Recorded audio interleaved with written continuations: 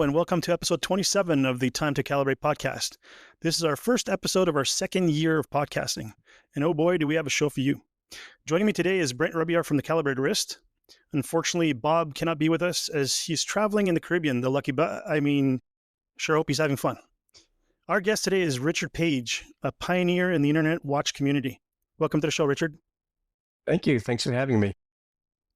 We usually start the wrist with wrist checks, as with most watch podcasts. What's on your wrist, gentlemen? How about you go first, Richard? Something, I forgot to put my watch on. Can you give me 1 second? Oh my God. I was getting all set up. This is going to get on the history. I didn't have my watch on. Give me 1 second. No problem at all. Sorry about that. Okay, here's what's on my wrist, which I was just about to put on for the show. Which can you see it? Okay. Oh yeah, we can see it. Oh yeah, very nice. Yeah, it's an Rpaige. Was that skeletonized? Yeah, skeletonized with Art Deco engraving on the back.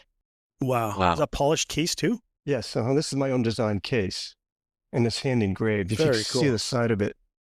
Yeah, I can see a little bit. Yeah. Oh yeah. Very cool. So it's one of your own designs. What movement's in there? I use a DB6, which is a Swiss movement. Similar to a 6498 ETA movement, same design. So I can use parts and stuff from cases and stuff if I need it. Oh, very cool. What about you, Brent? What's on your wrist? Well, this morning I actually am wearing the Longines Spirit Zulu Time, that new one called the 1925, just because I did just get it myself. But I actually, for this morning, I brought something special, actually. This is an old Elgin. It was cased in 1918, and it belonged to my grandmother's second husband, and he inherited from a guy named Robert Percy Jamieson. And so you can see the inscription there that's on the back with the initials. Very cool. And I brought it on because I knew we were going to be talking with Richard, obviously, but the movement on the inside of this, and this is just a workaday watch, right? This was not a special watch back in that time period. But when you open up the case back, the work that is on this is just phenomenal. And so I thought it'd be really cool to kind of bring it in, since we're going to be talking probably a lot about pocket watches today. Yeah, very cool. What about you, Marc? Yeah, so we've been invited to an IWC event this evening, Brent and I. They're doing a special screening of the new Formula One movie. And unfortunately, I don't have an IWC anymore, but I do have a watch from a company called Findeisen. It's a German company, and inside has a Damasco center minute chronograph movement inside, and it has Speed Force as a name. So I figured Speed, F1, chronograph, large, German. IWC's on the German side of Switzerland. I figured it'd be a good one to wear, and it's also a cool conversation piece because I don't think anybody's ever seen one of these before in person, so that's going to be a little fun. Did you both see that movie? No, I haven't seen it yet. I saw it yesterday. Okay, don't tell us anything. Well, I'll tell you, the butler did it. And there may be some watches in it, I think. Yes, there are watches in it. So just to get started, we'll do a little bio on Richard here. So Rpaige is a fourth-generation watchmaker born into a family of rich history and horology. He trained in restoring vintage American pocket watch movements in the late 19th and 20th centuries. In 1987, he opened Paris 1925, an Art Deco-themed store in San Francisco that specialized in furniture, jewelry, vintage watches, and successfully carved out a distinctive niche among larger retailers. Paige later expanded to 5 locations in North Bay and transitioned the San Francisco store into an online presence in 1995.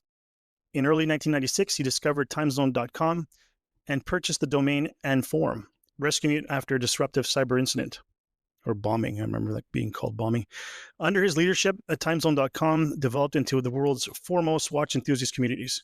Highlights of his work include the launch of an online watch repair school and the design and marketing of 5 limited edition watches, all of which were sold exclusively through timezone.com. He is also the one who coined the term Whiz, which stands for Watch Idiot 7, to describe the site's passionate and expert contributors, of which I am proud to be a member.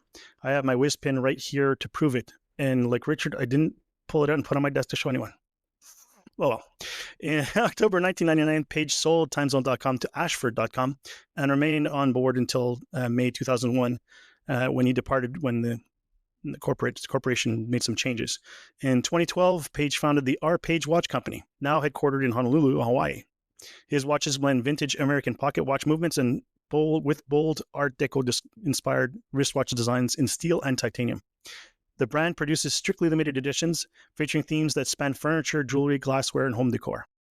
So does that sound about right, Richard?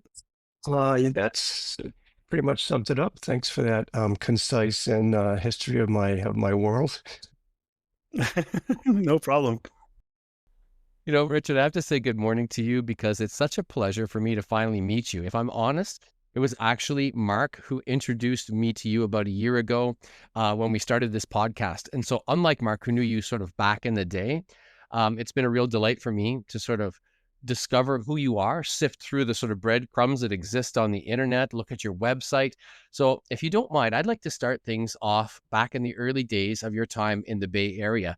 Marc already mentioned, of course, that you were an entrepreneur, that you had a series of stores, including Paris 1925. Now, this would be probably back in the era when the Swiss watch industry was just rediscovering its sea legs after the quartz crisis. And Paris 1925 was like a deco-themed store. It had many offerings. But why don't you tell us a little bit about it and what kinds of watches could people find in your store? It's a good question. As you both aware, being watchies, or what I call people who like watches, like foodies, watchies. As you know, historically, after the 1970 fiasco, where the Swiss great houses of Switzerland lost their momentum, I mean, they pretty much were devastated by the quartz Japanese invasion. What really started to kick off in the United States, especially in the West Coast, was vintage watches. And I had been doing vintage watches since I had opened up a store in Mill Valley, California, in 1974, when I was just very, very young. I originally moved from New England to California to go to grad school, but I didn't have any money at the time, and the only way to really afford the grad school was to get a residency in California so I could get cheaper grad school, tuition. But I went to work fixing watches. The only job I could get that was pretty easy to find. And one thing led to another, and I opened up my own little watch store in 1974 and specialized in pocket watches and vintage watches and jewelry. Then when I opened up my store in San Francisco, which was years later, the vintage watch world was really, really, really hot at that point, mostly Los Angeles and New York, San Francisco. And I found that people were, I was in the Silicon Valley, and that's where, ground zero for the whole internet and world began. So I get a lot of Silicon Valley customers coming in, and they really started liking watches, or they get turned on to watches, shall we say, because like everybody in, guys like cars and watches, that's kind of a thing. And so as I started to expand out my vintage watch world, because I had done very, very well, and I became, kind of an expert in that world. I was specialized in Rolex bubble backs and Patek Philippe's and stuff that, that was kind of interesting for me, and trying to introduce that to people who their world kind of thought that the watch industry started with Seiko and ended with Rolex, and didn't really understand that there was, that was like Rolex is kind of stepping stone to really more important watches. So started doing that, and then realized that the watch companies were beginning to kind of come out of their grave, so to speak, and began to get back into trying to capture their market. And some of the ones who were doing it, Rolex as an example, Omega, the bigger great houses were beginning to throw money at advertising to get people aware again that they were back.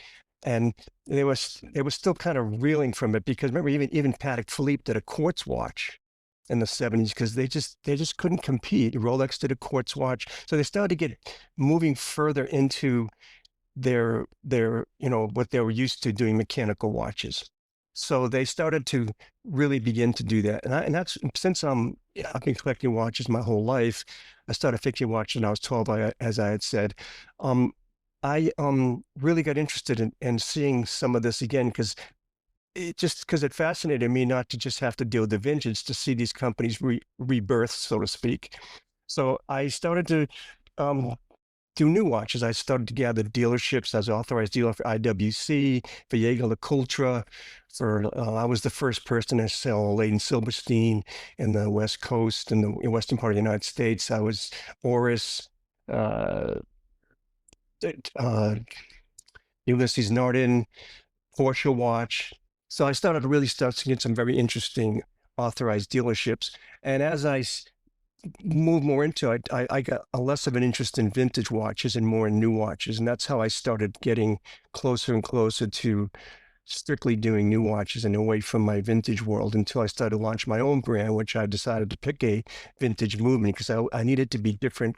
Knowing how the watch industry works, I had to differentiate myself from everybody else. So I picked a vintage movement to try to differentiate myself. Fantastic. Yeah, and what led you to go from a brick and mortar store online to bringing the store online eventually, like in 1995? What was the catalyst for that? And did you meet any resistance from any of the brands? Well, yes, so to speak. That was an understatement. How it started was in 1994 and 95, there was a guy called, I was so close to Silicon Valley, and I was selling a lot of, doing a lot of business in Silicon Valley, a lot of the big plays. I mean, I remember the guy who took over Steve Jobs' job before Cook came in, he was my customer. And I had a lot of these, big tech guys come in. They paid a lot of money, bought a lot of interesting watches. And this guy came in, his name was Jerry Kaplan. And he started talking about how he was going to be launching a website called On Sale. This is in 1995, I think, called On Sale, which was an online auction house, which was predated eBay. And he had just sold one of his companies for a lot of money, a tech business. So he was beginning to throw a lot of money. And he came and he said to me, "I love watches. I love what you're doing here. Would you like to be an online auctioneer for me?" So I said, "Well, I don't know. What is, sure, why not?" So he said, "Well, let's get you started." He says, "The first thing you have to do is let's get you an email." And I remember saying to him, "What's an email?" And that because it hadn't really launched yet. And he said, so he explained to me how to do it. And I think I was so early, I think I get actually richard@aol.com. It's something really simple because I was one of the early guys to get it. So I had an email. So I go, "Oh, I have an email. This is so exciting." And so as time went on, I was selling my watches through my store on his site called On Sale. I was selling I was making some pretty interesting progress, trying to learn how to interact with people online. It was so new. It was so new that it was very difficult. There was no, how to sell watches online for dummies. There was no book to guide me doing that. So it was all just, kick back and see what happens, And so I did that for about 8 months or 9 months. And then Jerry said, watches aren't doing as well as all the other stuff. And, he was getting some competition now with eBay. So he said to me, "Look, something, you're getting good at what you do. Why don't you open up your own website?" So I said, "Well, okay." So he kind of guided me, gave me some information how to do it, turned me on a couple engineers. And I decided to take my store, Paris 1925, online, which I did. And that's when everything started to coming crashing down on me. I had grown up in the watch business, so when I used to go to these watch shows, at the big jewelry watch shows, to get people who were the big reps in the United States to put their arm around me. "Hey, Richard, welcome. How's the family? All that." But when I launched online, they just thought I was, a pariah. They didn't want anything to do with what I was doing. They thought that I had broken into their precious geographic locations where, they didn't want me to sell somebody in Chicago because they had a dealership in Chicago. And they came down super heavy on me. They did everything they could to prevent me from doing it. So in the interval, I was playing all the time because, I was enjoying being on the internet. It was so new. And I went ahead and found Time Zone just from searching. And at the time, this is like 1994, 95, there's probably 50 guys on Time Zone. And all they did all day long was getting pissing matches about what was better, Rolex or Omega. That's all they did all day long. Rolex, no, Omega. And they just had these crazy conversations about which was better. And to me, it was super boring because, to me, that was third grade stuff. So I took a role. I took a role on it to try to introduce people that Rolex was just a stepping stone for these other great houses that existed. Jaeger Culture, IWC, Patek Philippe, Vacheron Constantine, Audemars Piguet, all of these great old houses that I'd grown up with. Longines, just all these great houses that no one ever heard of. They were just Rolex and Omega. That was it. So my role was coming on trying to introduce. And some people thought I'd come from Mars because they never heard of these brands. And they go, what is this, Roy? Richard, why are you bringing all this shit to the table? And it was kind of fun trying to introduce people to a whole different world. And then what happened was, since there's only such a short time that was online Time Zone, and it wasn't managed. The people who designed Time Zone did it as they were a web building company. They launched Time Zone to show what could be done with a website, and they didn't manage it. They just let it do its thing. So, and they didn't have any idea how many people going. They didn't have any web throughput, any of that stuff. It was too early in the game. They didn't remember when you wanted to do something on the internet back then. You had to hire someone to do all the web stuff. To do the coding, all the coding, HTML. Yeah, there was nothing there was nothing off the shelf.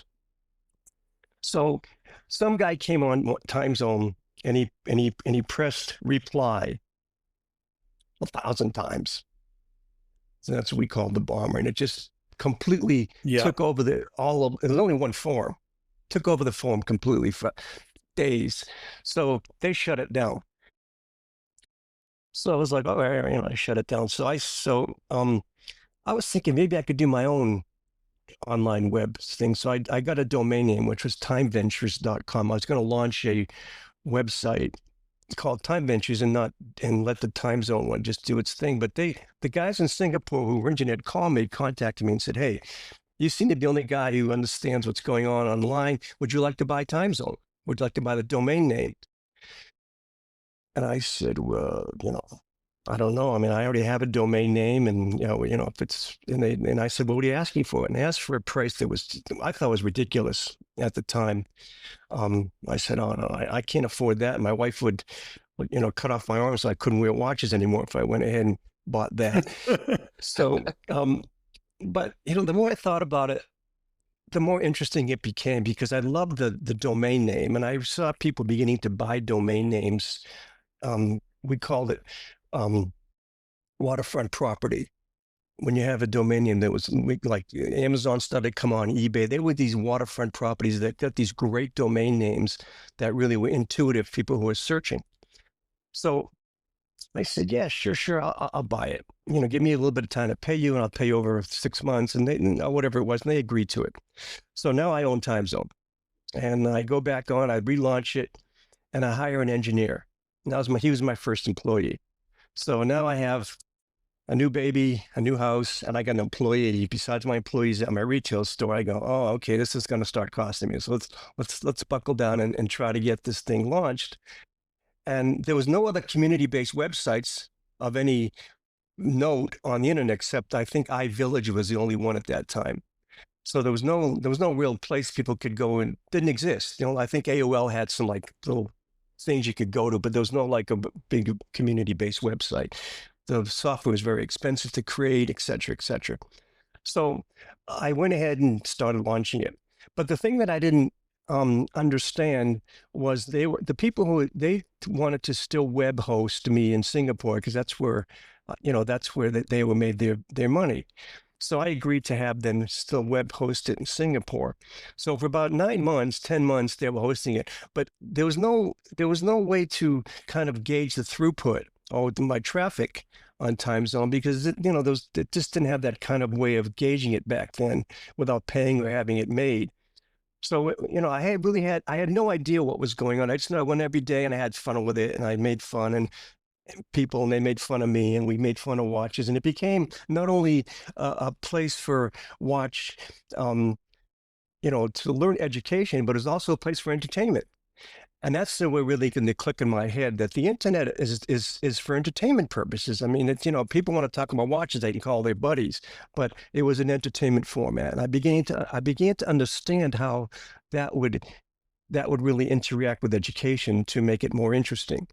So we kept going and kept going. And finally, I said to my engineer, let's just move this thing to the United States and web host it here, because I don't understand it. He didn't understand it. We didn't understand how to gauge the traffic, the time, this and that.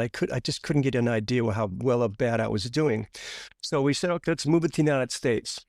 So I said, okay, 12 midnight on this date, we're going to close the Singapore host, bring it to the United States in San Francisco. So 12 o'clock, boom, I stayed up to watch it, and boom, site crashed. What's going on? Call my engineer, he's sleeping. It's midnight. So I'm up all night trying to figure out how to get this thing back going. I can't figure it out. Finally, 5 o'clock in the morning, I call. He answers the phone. Oh, I go, we're down. He goes, all right, let me check out. So he calls up. It is down. He calls up the people who are hosting the website in San Francisco. They don't get to work till 6 or 6:30. So we have to wait till 6. So we're down now like 7 hours. California time. Yeah. So it's on the internet. That's because we haven't, having an international client, it was like weird. No one can go on. And I knew if you're not there, then you lose it.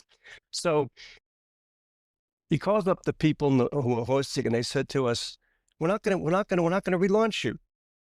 What do you mean you're not going to relaunch us? We paid for X amount of throughput. He says, you didn't tell me it was a porn site. I said, a porn site? What are you guys talking about? I said, well, you have so much traffic. This can't be about watches.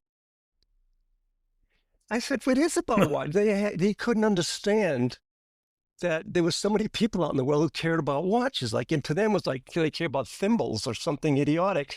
And they only saw that kind of throughput on a porn site. So we had to convince them and sign all the stuff that we weren't doing a porn site. We're doing a watch website. Most of the guys who like watches, it is probably a porn site, but we were doing a legitimate website. So they finally gave us that. And then I was able to track the throughput and the traffic, and it was just extraordinary. I mean, and then I really learned at that point, because again, there's no internet for dummies back then, was that out of every 100 people who come, only maybe 7 to 10 post. So I didn't in my mind, I kept thinking about those 50 guys who were playing in the beginning and not realizing that for some people, it's just a place to be entertained and they don't have to participate. So I finally understood the idea of a through traffic, where that I was having an extraordinary amount of traffic, but only a certain amount of posters. And that's why the same people kept posting every day and became personalities. And then I expanded it out. I had people run forums for me. I did a watch school. I tried all different crazy things because, again, it was just amusement for me also, because it was fun.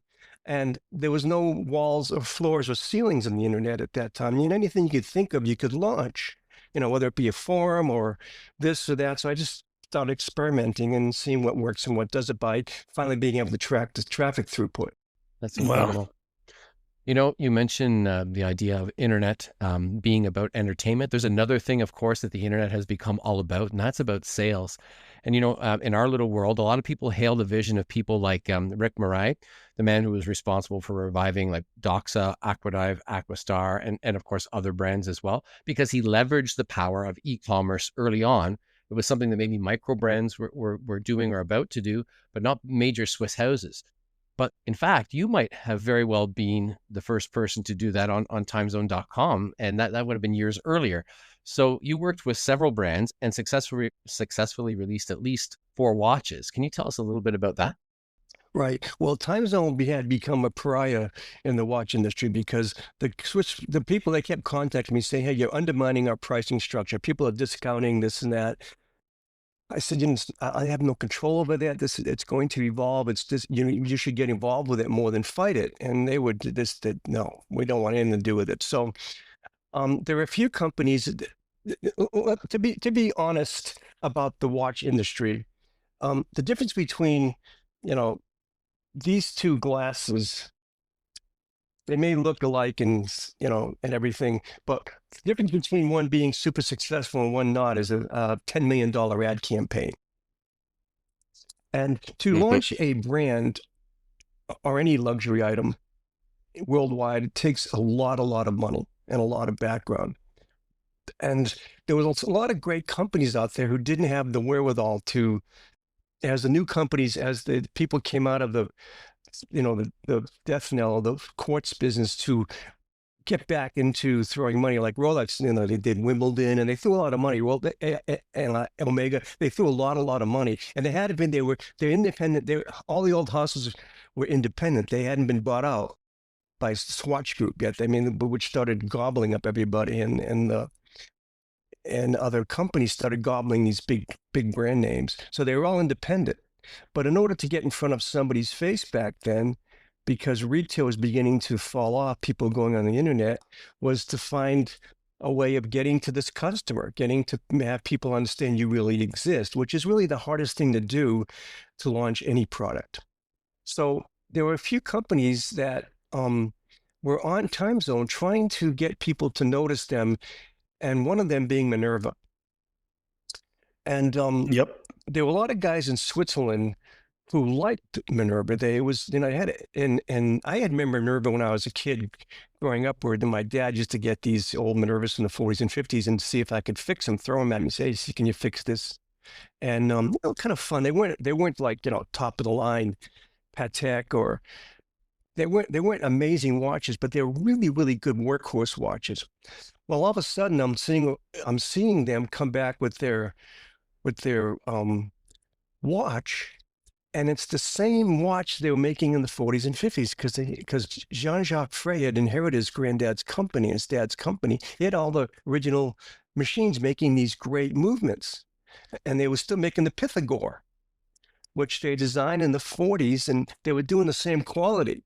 Now, back then they were competing with Movado and all these great companies. Even Americans were still in business back then. The Elgins and the Walthams, they were making pretty decent product, and they were just they were trying to find a niche. They didn't go far, but they did okay. But all of a sudden, they had something that was nice compared to what all these other companies were putting out, which is kind of junky. Some of the movements. As an example, I was being a watchmaker and being brought up in the business. My big watch when I was growing up was the Breguet. I said, oh man, someday I'm going to own a Breguet. So when I finally bought one for myself in the 90s, I was so excited. I opened up the back, and I think it was an Edda movement. And I was so disappointed. I go, what is this shit? This can't be. And this is, this goes back to the 1700s. And all of a sudden this movement is mediocre, and I paid all this money for it, not realizing that they were all, conglomerating. They lost their momentum. They couldn't afford to make them, so they were just using other people's movements. So all of a sudden, when I'm at the same time, I'm looking at these Minervas, and I get they're really, really nice movements. So Michael Schmutz, who was the representative in the United States, he and I befriended each other on the internet, and I was telling him, I really like your watches. Why don't we work together to try to get some more notoriety for your watches? Because I love your story. The guys, he's like me, I'm fourth generation. He was third generation, took his granddad's company. It was a great story. And stories really work well for entertainment and education purposes. So I said, you have a great story. You're making a really fun product, and people on time zone are loving it. Minerva's got a lot of attention. I said, why don't you let me do a limited edition watch with your brand, and let me launch it on time zone and be one of the first companies to actually go online and sell, rather than try to do it, gray market kind of a thing where the watch companies wanted to kill everybody. Why don't you embrace it with me, and let's try to do something? So they said, okay. And I talked to Jean-Jacques, and I met him, and I went to Switzerland, and he let me pick out the case, and I picked out the movement, and I designed the dial, and we did limited edition, and we produced it. I was excited, because being in the jewelry business, I understood the co-branding, Tiffany co-branded with Patek and all that. I understood the co-branding. So we launched, and I didn't know if anyone was going to buy it. I had no idea. And it was just like, I don't know. maybe, maybe not. My wife's going, oh, I don't know, I go, let's, this is what I do. Let's see what happens. And it was very successful. Very successful. Yeah, So I I did. remember. Yeah. I had one. You had them. You had it. Oh, very cool. Oh yeah. Oh yeah. So, It was a very cool so I watch. did a second one with them, and I was excited again because here's a company that began to embrace the internet rather than resist it. And because it took foresight back then, it was scary because it was just like someone who was back probably what TV was like in the 1940s, and people going from radio and they go, whoa, what do we? It's a new medium. It was very scary for people how to make that transition. So this was one of the first companies to make the transition via time zone, and it was exciting for me. It gave me fun credibility to be able to design something which I had been doing anyway, but to work with one of the big houses that I admired and to launch it and have my own product and, co-brand it. And that's the story how I got into the first one. And other companies began to take notice of that and also wanted to do a watch with me. So that began the momentum because I saw it was successful. It didn't get a lot of negative. It got a lot of positive.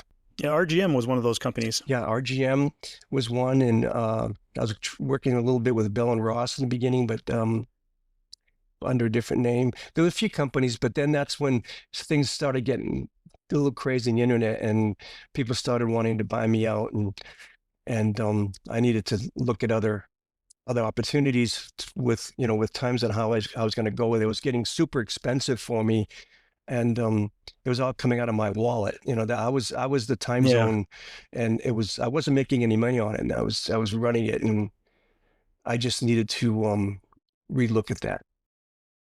Yeah. So I've waxed poetic several times on our podcast about my time on timezone.com.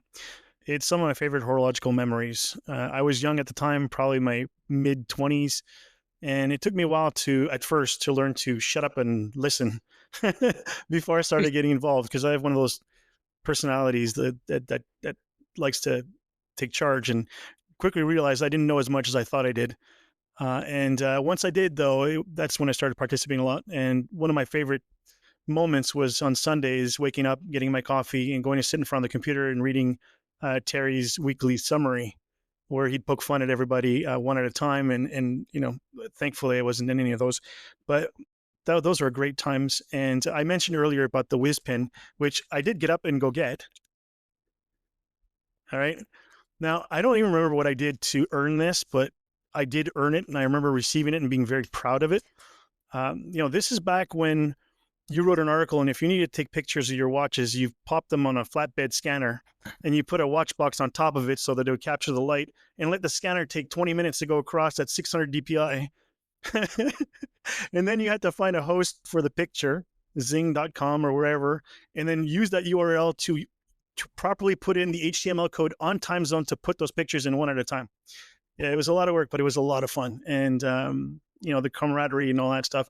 So I just want to ask you, now in today's politically correct world of Me Too's and everything else, and the watch idiots haven't term could easily be construed negatively, but it was a term of endearment back then.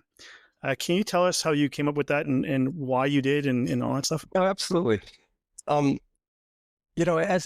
As I got more involved there, because I was doing it every day, this was my job. I spent 12 hours a day on the internet, 24/7. So did I. Believe me, there was times where I spent entire days of work just on time zone messing around.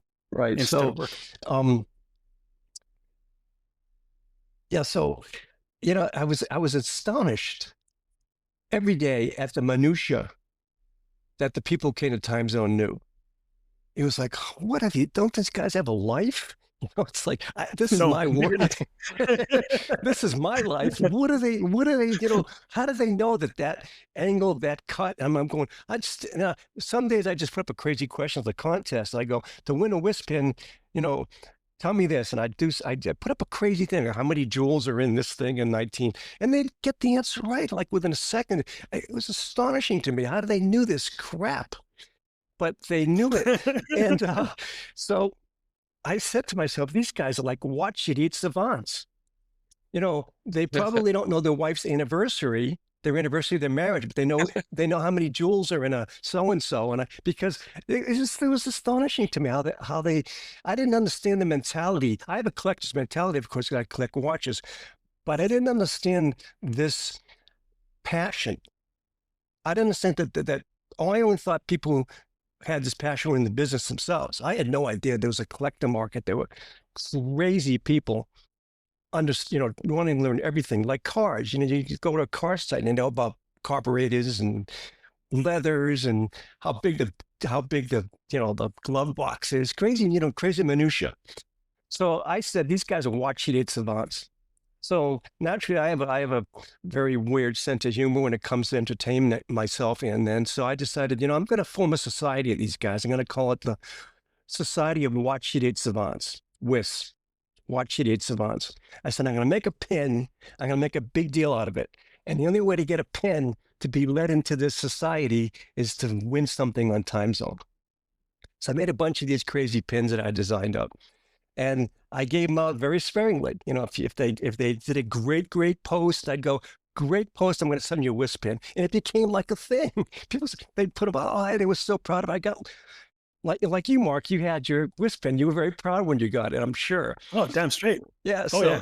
So it became like this thing about who had the WIS pin. And I mean, they had no value except for the wackos on Time Zone who loved the site and loved the, watches. So it was a fun thing for me to give those out and have fun with it. So that's how that whole thing started, just because I was making fun of the people. But in a good way, not negative. I was just making fun of these guys who just watch date savants. That's just how it started. It was a term of endearment. Big term of endearment. No, it was a badge of honor.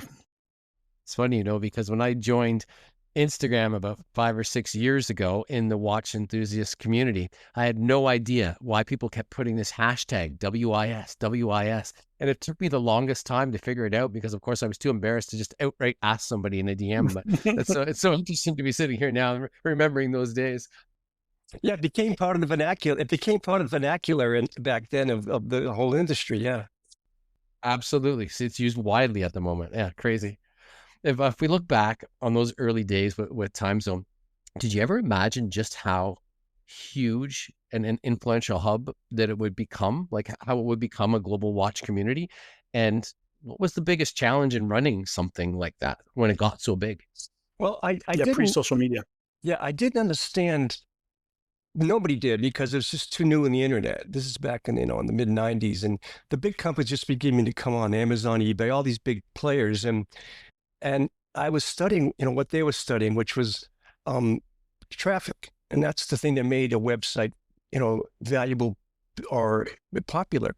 And so when I finally got a chance to understand traffic throughput, I saw, whoa, this thing is much bigger than I ever thought it was. I had no idea. I was getting 14 million hits a month at one point, and that was a lot back in the that was a lot back in the late to mid 90s. It was like, wow, this thing is much. This is bigger than I ever thought, because I'm sitting in my office by myself, just like we are now, not understanding that this is going out to everybody in the universe. I'm just sitting going, well, let's have some fun today. And the hardest thing I had to learn to do, if you were a journalist, let's say you're a journalist and you write for Time magazine and it comes out every week. If you write one article, you're a success. If you're a newspaper guy, you get to write kind of every day. Or if you're a periodical, like a magazine, you write once a month, and then you become successful. But I had to write every day. I had to do something every day. And that was, I'm not naturally a good writer.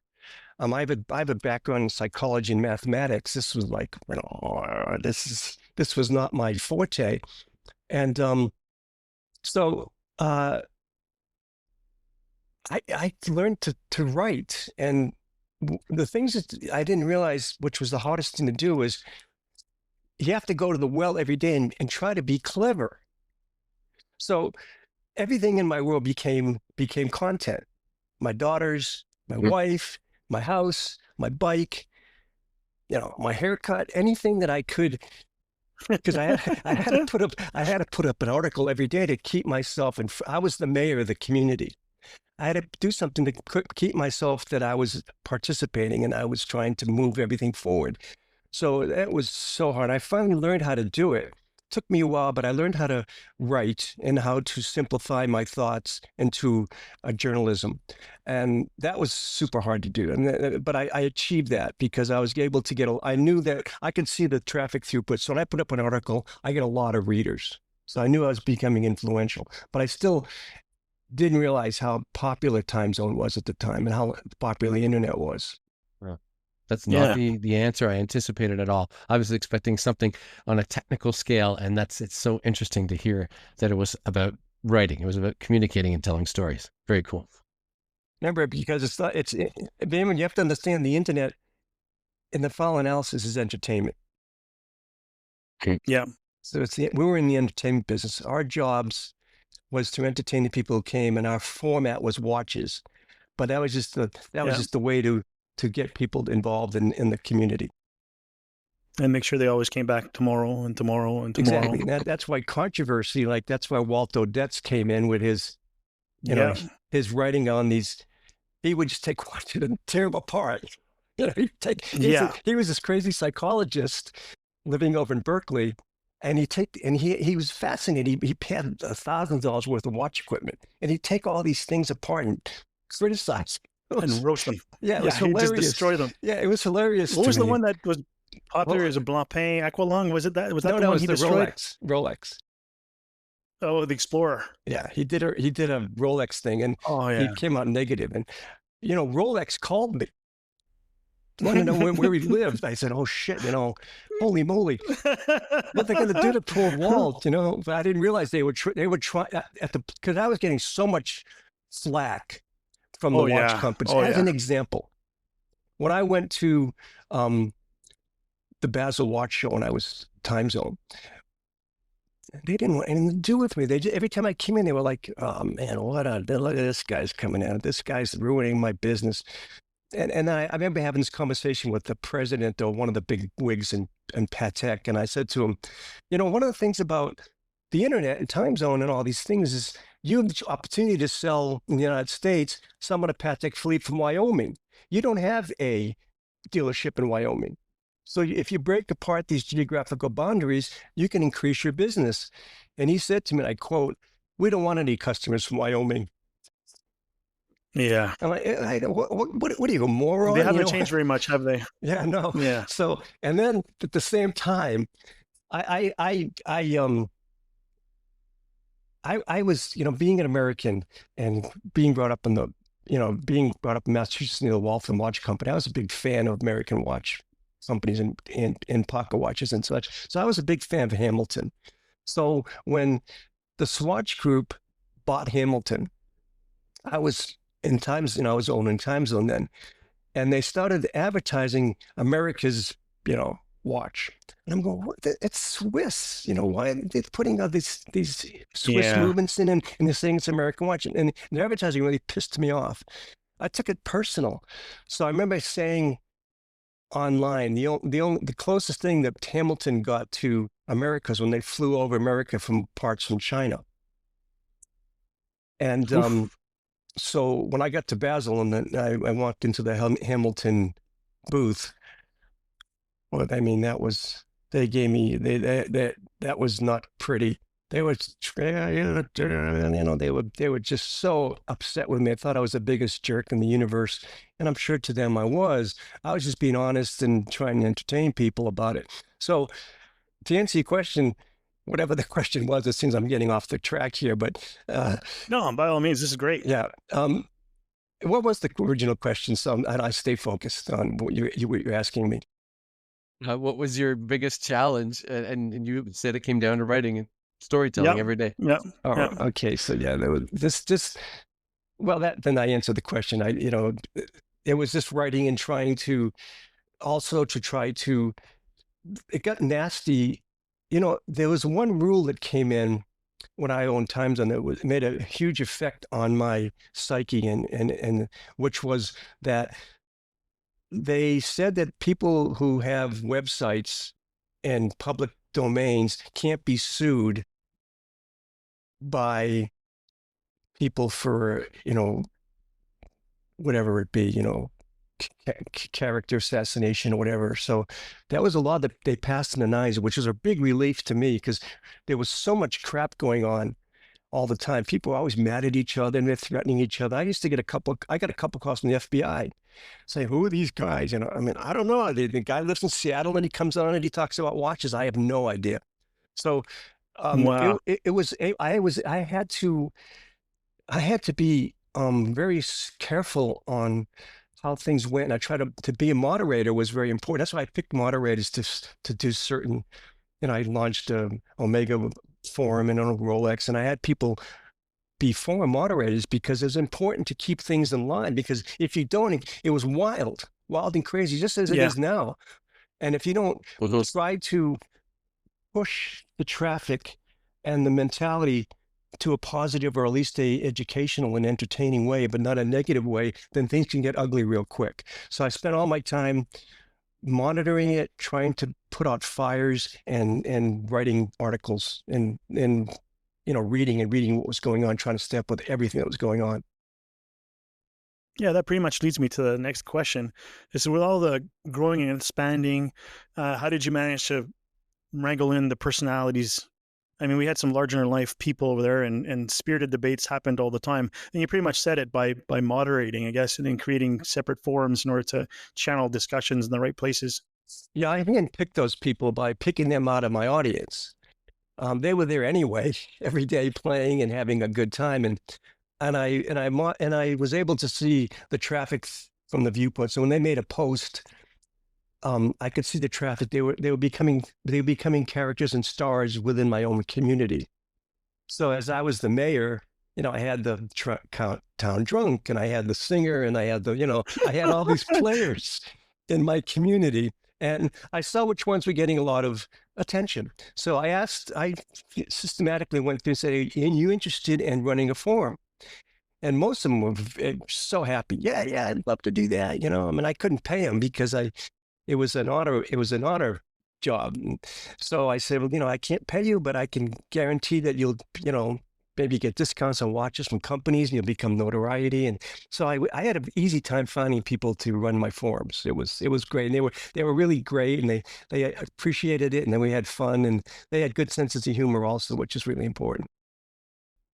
Yeah, I moderated the Ball Watch forum after you'd left, way after, for a little while behind the scenes with Jeff Hess back in the day.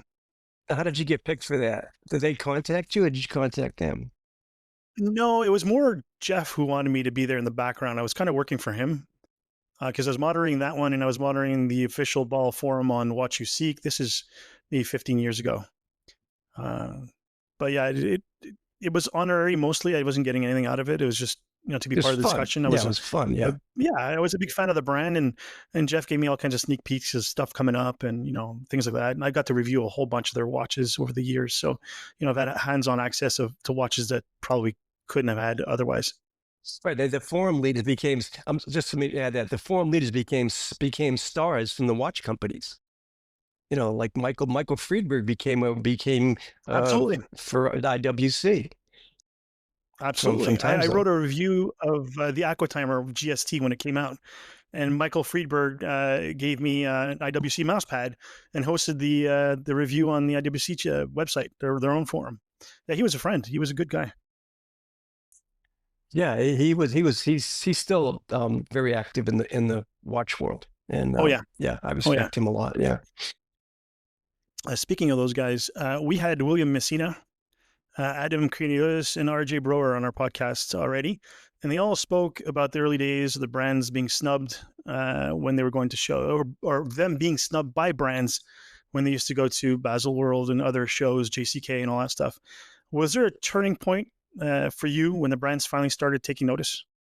No, I never got a chance to appreciate. Oh, that's unfortunate. Being appreciated by the watch companies for what I had done to help the watch community. I got out too early in the game. It didn't really get acceptable until the 2000s, and I was out of the game by that time. So I just kept getting, not only did I get flack from the watch companies, but by authorized dealers, because they felt I was infringing, just invading their geographic area, which was, being in the business myself, I understood that because I had San Francisco authorized dealership for certain brands. And, if somebody from San Francisco bought something in Kentucky, I would go, wait a minute, but, so I killed myself, by launching, I was part of my own demise in retailing. I created my own demise. So, I never really got the notoriety as a good guy from the watch companies until probably much later when I started, not being in that role anymore. Okay. And eventually, Time Zone, you mentioned before, opened up different brand specific forums. And you said this was spurred on being able to moderate and control the communities and steer the directions in the right place, right? If there's a huge discussion about Rolex mainsprings for a week, it's gonna run off the main forum and nobody's gonna be talking about anything else. So by having it specific forums for those brands, it'd be easier to search and all that stuff. But were there other reasons why you started making other forums? Did the brands ask for them, or? Underneath all of the fun, I was trying to show the watch companies what could be done. There was a method to the madness, because I really wanted IWC and I really wanted all these big companies to embrace what I was doing, because I had grown up with these companies and I was authorized dealers for them and I respected them and loved their products.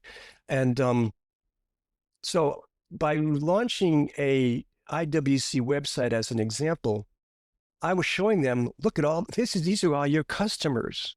Look at all these people just going specifically to the IWC website rather than just the forum and talk about watches in general. These are people who are big fans of yours, just like people who are fans of Porsches or Fords or whatever.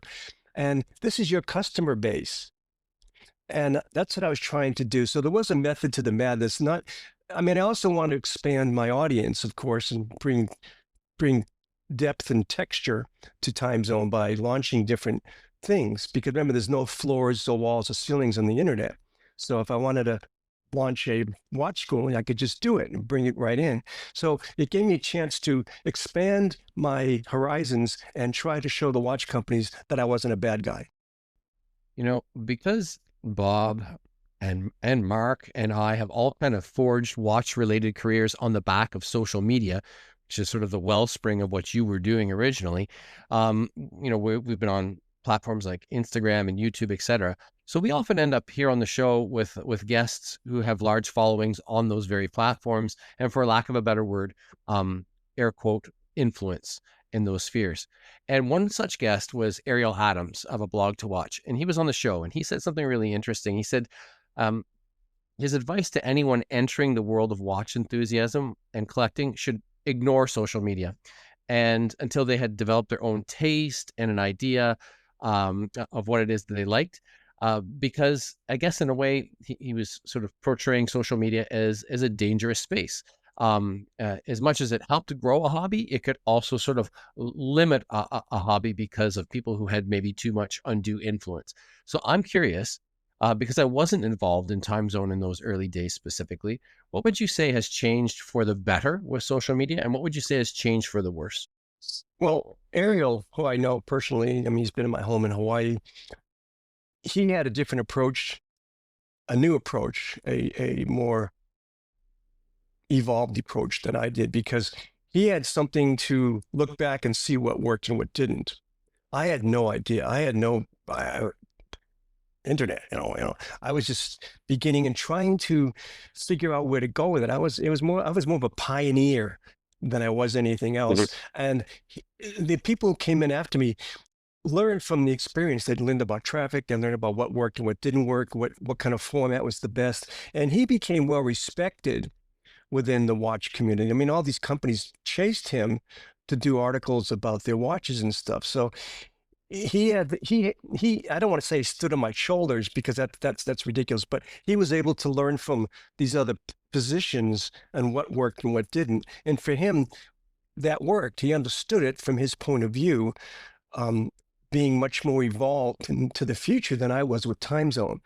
So I respect the newer players because I understand it more. My daughter is an influencer, so to speak. I mean, she's a model and has her own influence, on the internet and time, on everywhere, not time zone, but on Instagram. And I understand it from listening to her talk about how things have dramatically changed since I was doing it. But when I also listen to her speak, it's basically the same.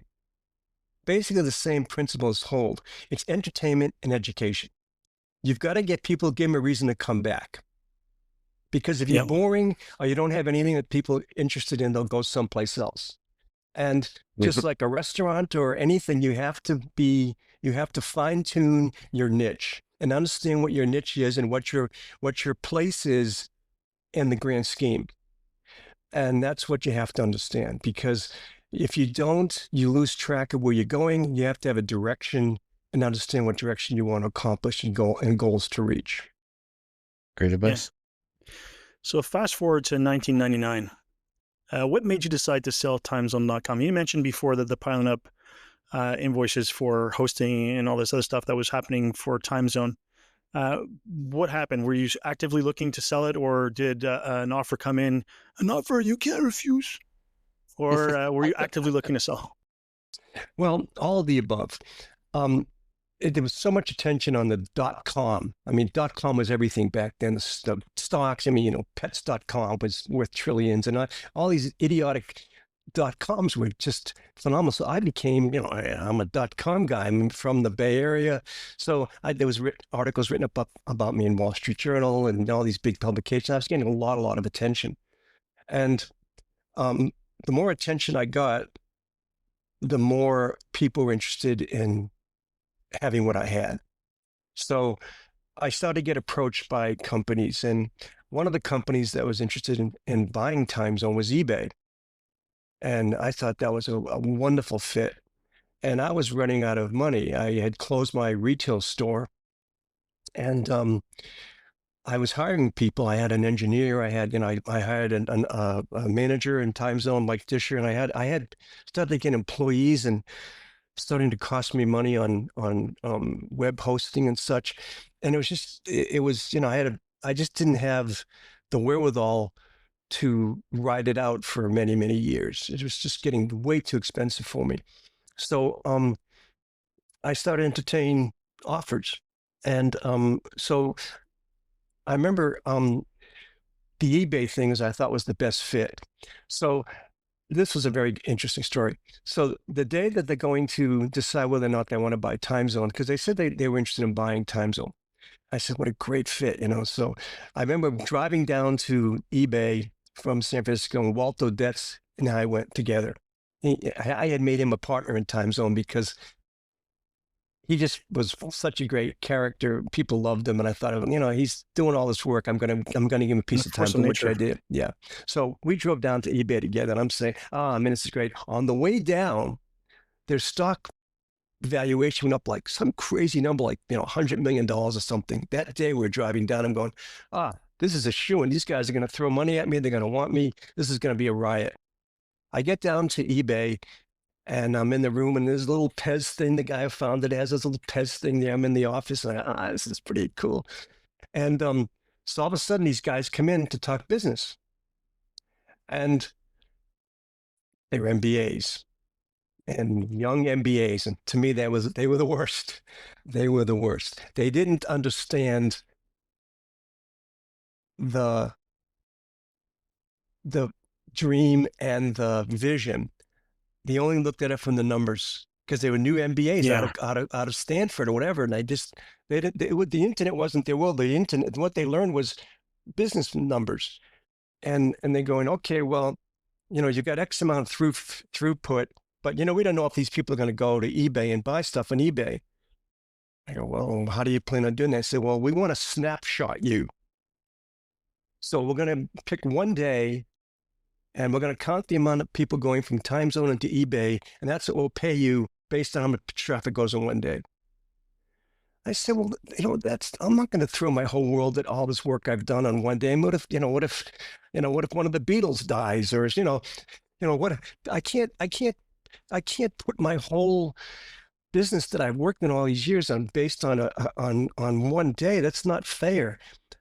And they said, well, that's what we're going to do. I said, okay, then it's not for sale. And we left. And then I've entertained some other businesses. And then that's when, the people from Ashford approached me, and they had a really good presentation. They were going public. They had this huge company down in Houston where they had this big warehouse where they were going to, sell all this luxury stuff. They got backing by one of the big players in Europe. And they said to me, and it was not public information at that point, but I knew it. As they said, they were going to be bought out by Amazon, so that if you become part of this, you become part of the Amazon team. I go, oh, that's great, So, I did a deal, and it was a stock swap. They didn't give me a lot of money. They gave me a bunch of stock just before we went public.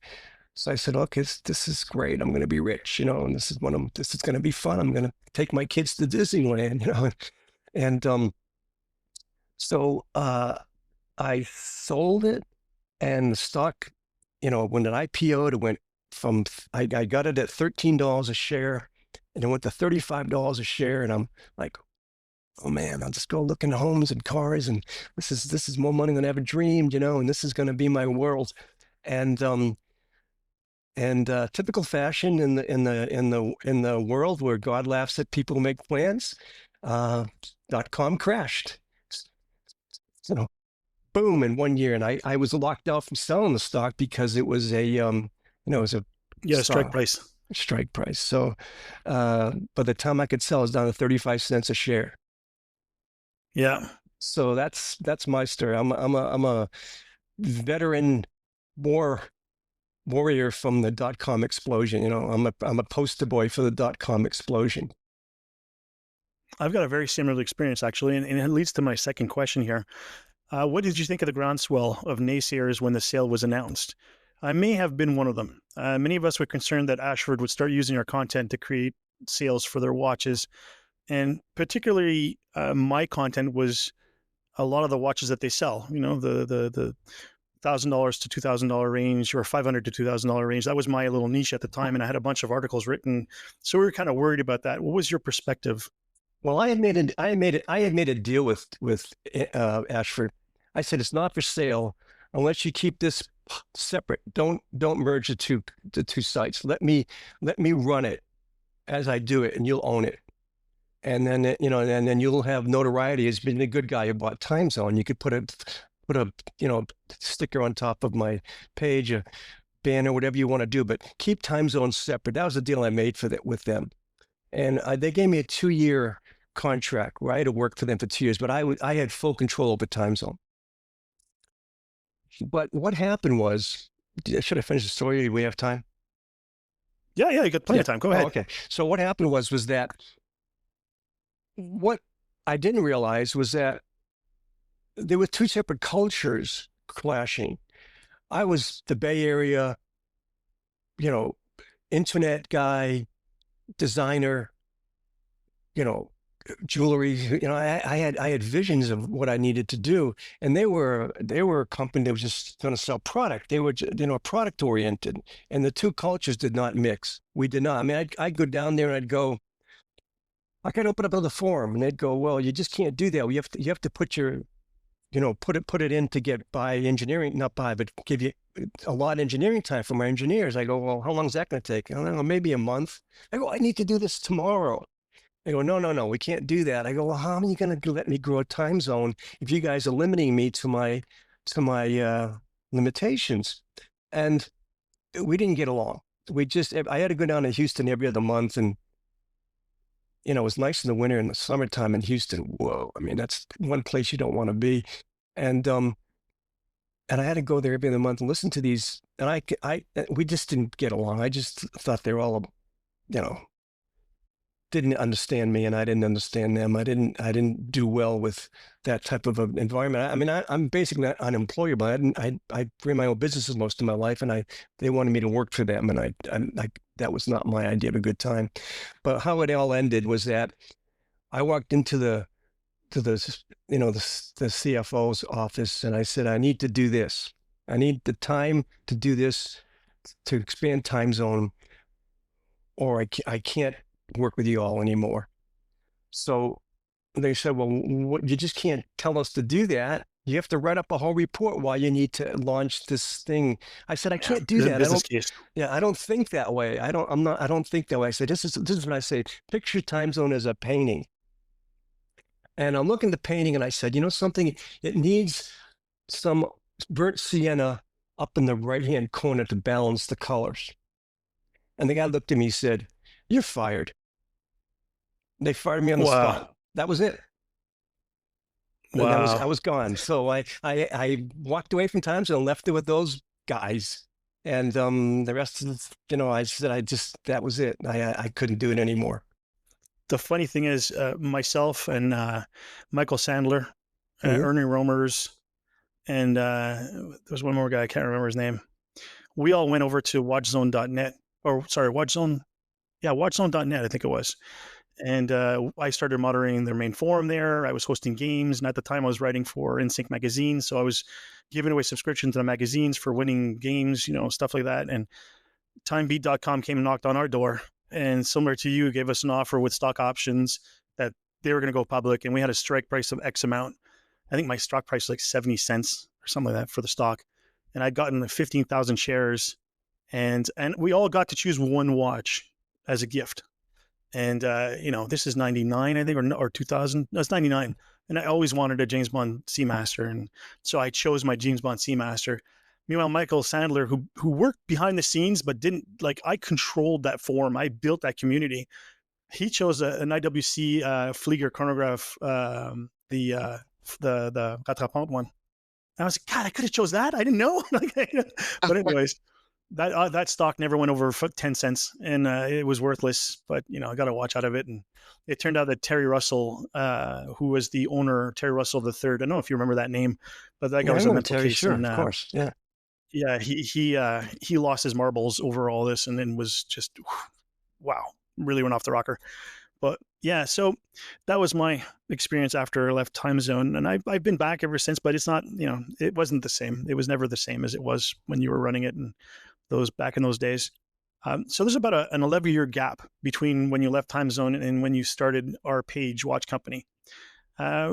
What were you doing all this time? Were you in Hawaii walking around in floral shirts and smiling at the camera like Magnum? Yeah, sort of. After I sold Time Zone, I was just burnt out from retail. I had, I've been doing retail since I was a kid, and I had 2 babies and I had 2 girls, and I was living in Marin County outside of San Francisco at the time, and I said, something, I got to get out of California.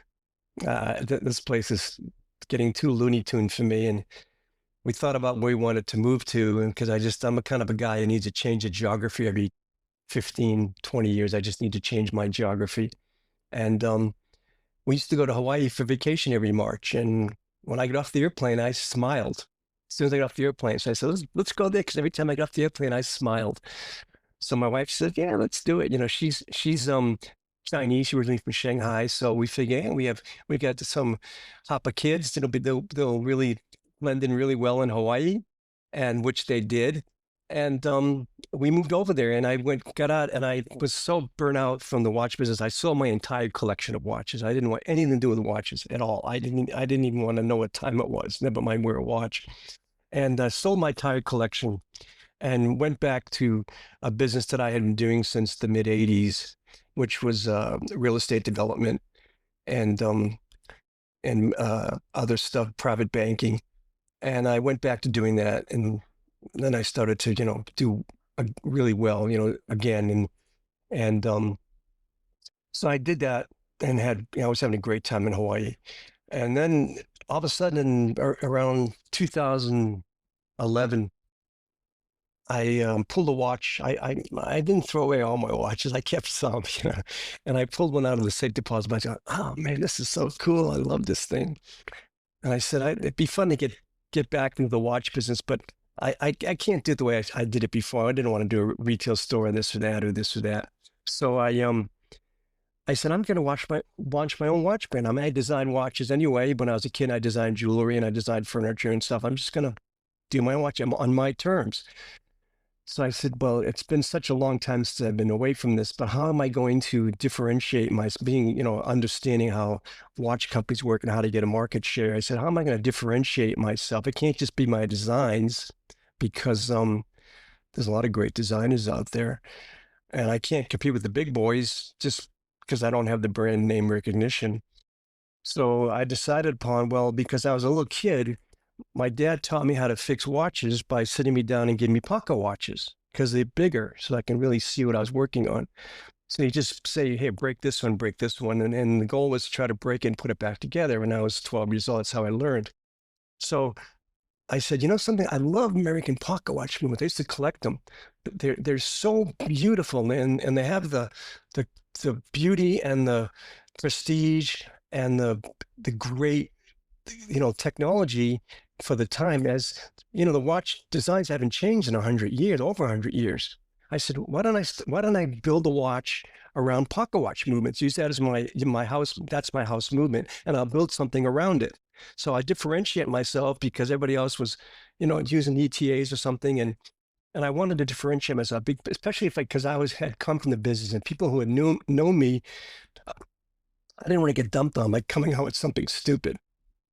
I'm watching people say, "Oh, that's." So I said, but how am I going to do 100 watches with pocket watch movements because they're hard to get. Plus the parts that aren't being made anymore. So I said, okay, before I launch this project, I got to see if it's feasible. So I went out and I bought 600 antique pocket watch movements.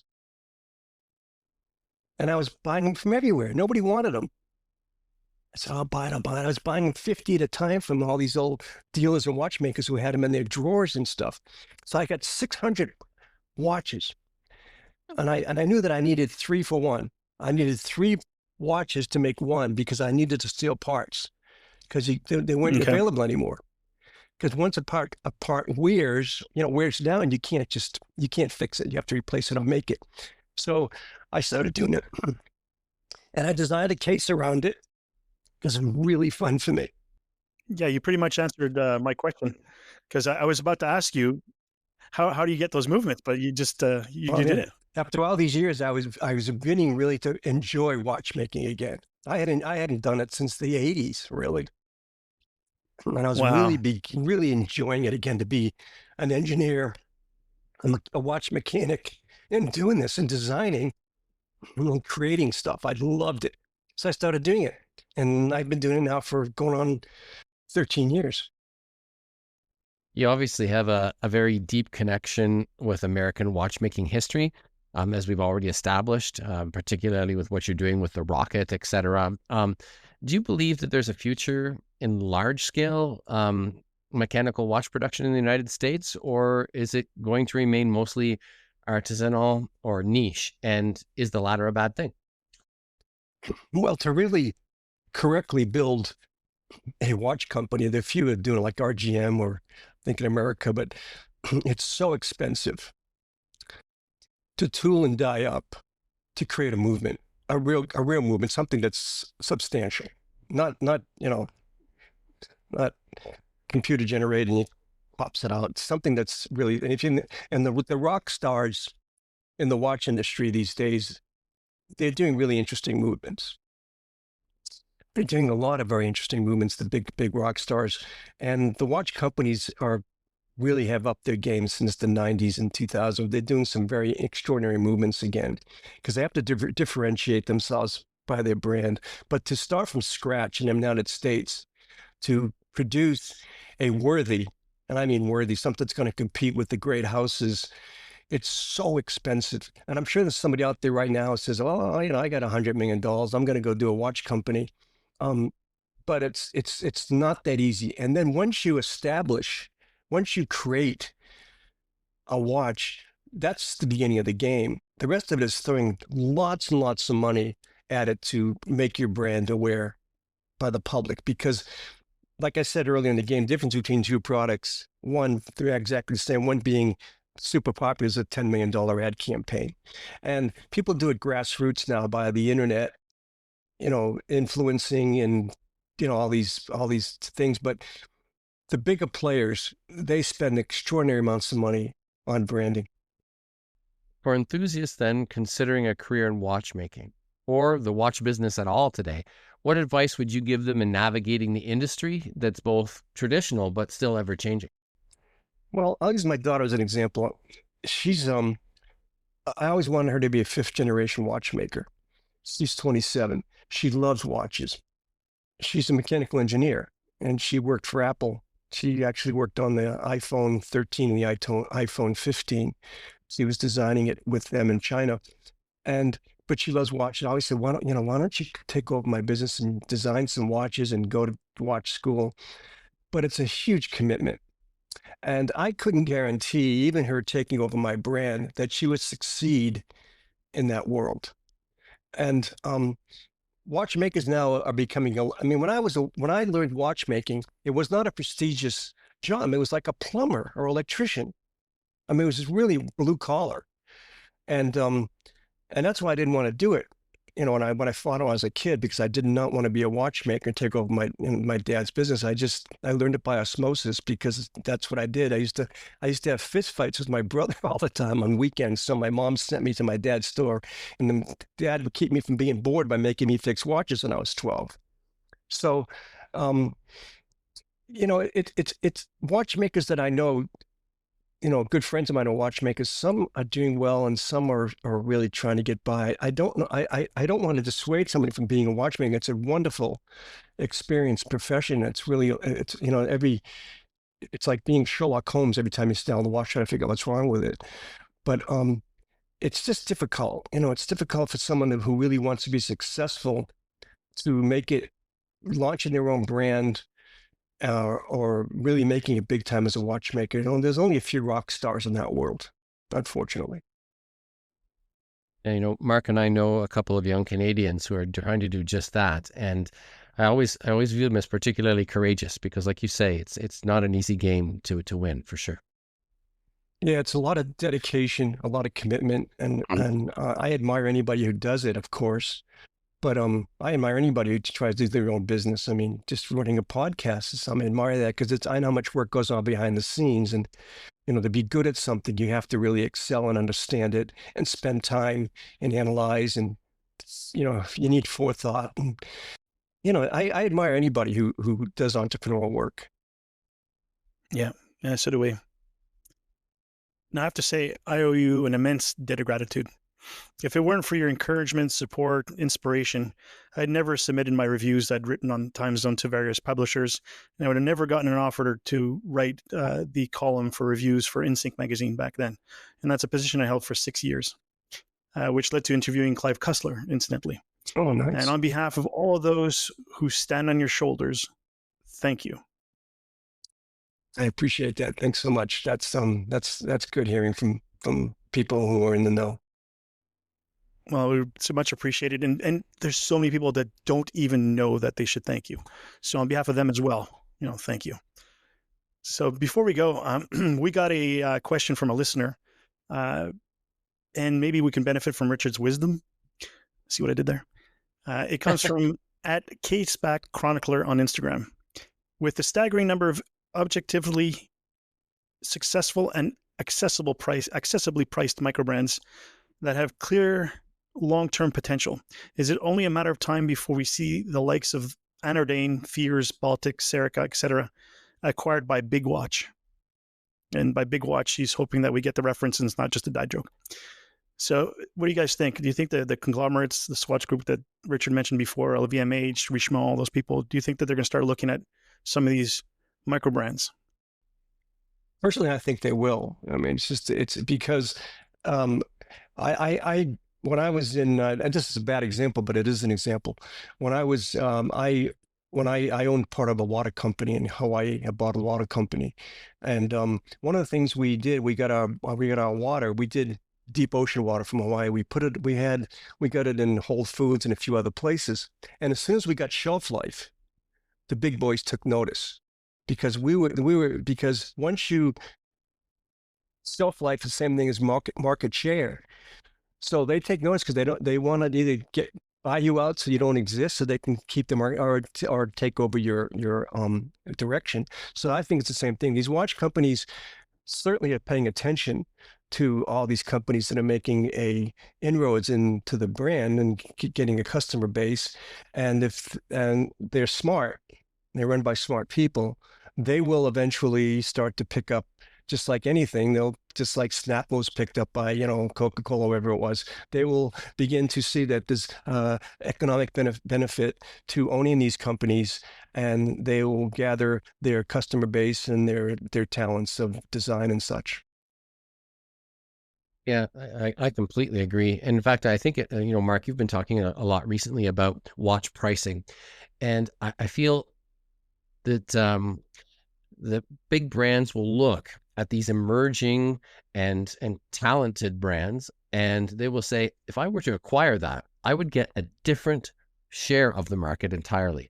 Like my brand, let's say it's Breitling, selling at $10,000 to $20,000 a watch, but they look at a few years and say, well, now I could be in the $4,000 to $8,000 range, and I could have that share of the market as well. And you look even at it's interesting. I just used Breitling as the example, but they just went and purchased Universal Genève.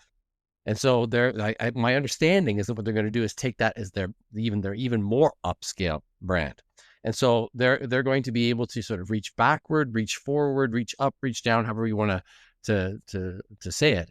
But I think that by acquiring things like that, it will allow them not to dilute what their core branding is, but also be able to expand and take advantage of it economically.